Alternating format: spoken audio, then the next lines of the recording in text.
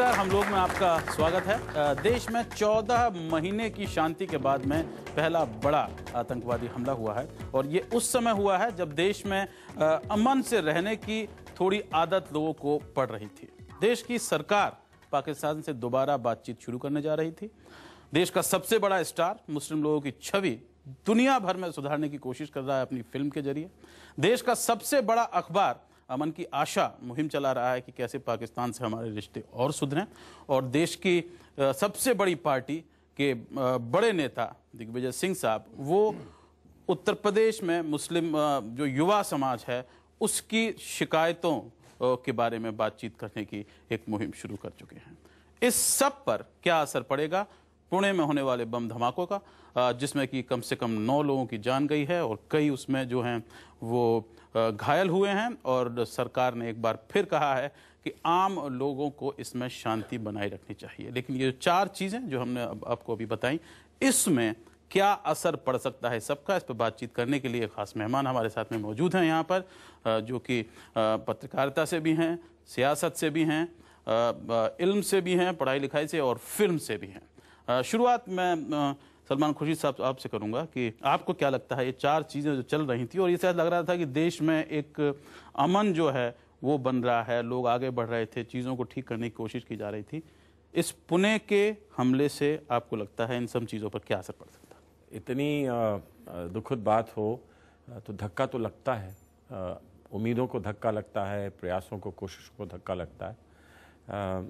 लेकिन सच्चाई ये है कि इसमें इस बात के भी संकेत हैं कि जो लोग चाहते हैं कि हम पीड़ा में रहें और हम बटे रहें, वो अब डेस्परेट हो रहे हैं। वो अब इस बात से घबरा रहे हैं कि शायद उनकी हार हो चुकी है, हो रही है, और जो लोग अमन में रहना चाहते हैं, साथ रहना चाहते हैं, पीस से रहना चाहते हैं, वो लोग अब जीत कामयाब हैं। ये 4 चीजें मैंने बताई, 4 बड़ा पैरामीटर्स हैं, और इसलिए मैं समझता हूं कि जो 4 चीजें हो रही हैं इनको और 2 गुना बढ़ा के करना चाहिए।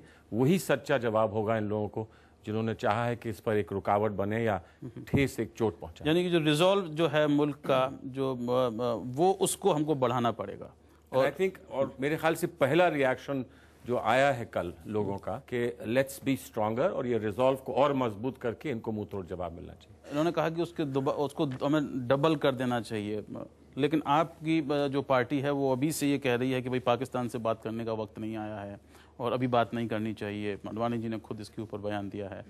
क्या आपको नहीं लगता कि जो ये कह रहे हैं कि ठीक है कि ऐसे माहौल में आपको अपनी कोशिशें दुगनी कर देनी चाहिए ताकि जो आदमी आपको डराना चाह रहे हैं बम धमाके करके, उनको एक गाल पे तमाचा लगे? देखिए, पाकिस्तान से बातचीत का ये ना मौका है और ना ज़मीन तैयार है भारत में, इसलिए इसकी मुझे नहीं लगता कि इसके बारे में उसकी कोशिश डबल कर देनी चाहिए, ट्रिपल कर देनी चाहिए। मुझे लगता है कि डबल और ट्रिपल कोशिश करने की ज़रूरत है पाकिस्तान प्रायोजित आतंकवाद को कुचलने की।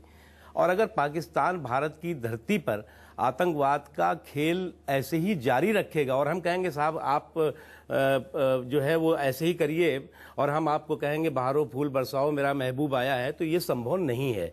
वो हमारी तरफ जो है वो आतंकवाद की बंदूकें और AK-47 और क्या क्या क्या उसके ग्रेनाइड फेंकेंगे और हम कहें हम तुम्हारे ऊपर फूल फेंकेंगे शांति के, ये संभव नहीं है। जहाँ तक सवाल है कल जो घटना हुई पुणे में या उससे पहले की जो घटनाएं हुई, मुझे लगता है कि कांग्रेस पार्टी और उसके नेतृत्व में चल रही केंद्र सरकार की आतंकवाद को खत्म करने की मजबूत राजनीतिक इच्छा शक्ति नहीं है। 14 महीने से तो कोई अटैक ही नहीं हुआ है। मैं बता रहा हूं, आपके राज में कभी भी ऐसा नहीं हुआ कि 14 महीने बिना अटैक के चले गए। मैं